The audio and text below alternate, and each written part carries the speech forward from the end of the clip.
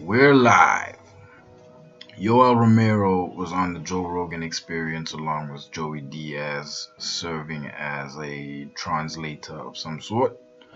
And he went in depth into how the Cuban system works, as to how they produce great athletes and all.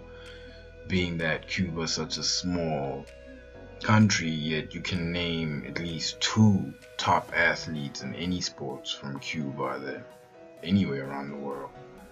And it was very interesting, but what I found more interesting was the fact that UFC didn't capitalize off of this. And this is a common thing with UFC, from unknown opponents to hyped up celebrities trying to fight legit fighters. Example, Amanda Nunes versus Ronda Rousey. I mean, they barely showed Amanda Nunes. It was just Ronda Rousey, and clearly we know how that ended. But UFC has a problem with turning a great life story into an amazing marketing campaign. Like, for example, UFC's issues with, or rather Dana White's issues with Ben Askren, and how Dana allegedly said that Ben's fighting style is too boring for fans. I mean, I don't think it is. And even if it is, there's a marketing machine that you guys have under your belt, which is the UFC. You can use that to spin it into something that's amazing. I mean, for example, another example, Floyd Mayweather.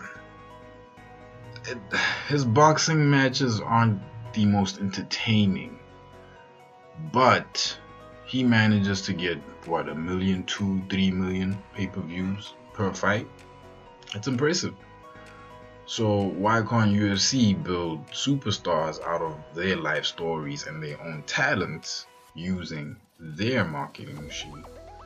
I don't understand. I don't think Conor McGregor is the only story in the UFC that should be told, the only story that's put up for everyone.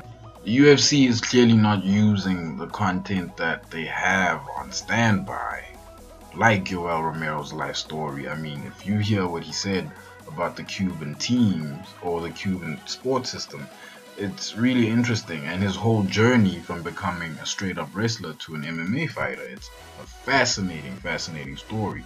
But again, UFC is clearly not into the story, just the fight and the cash payouts. So I don't know, man.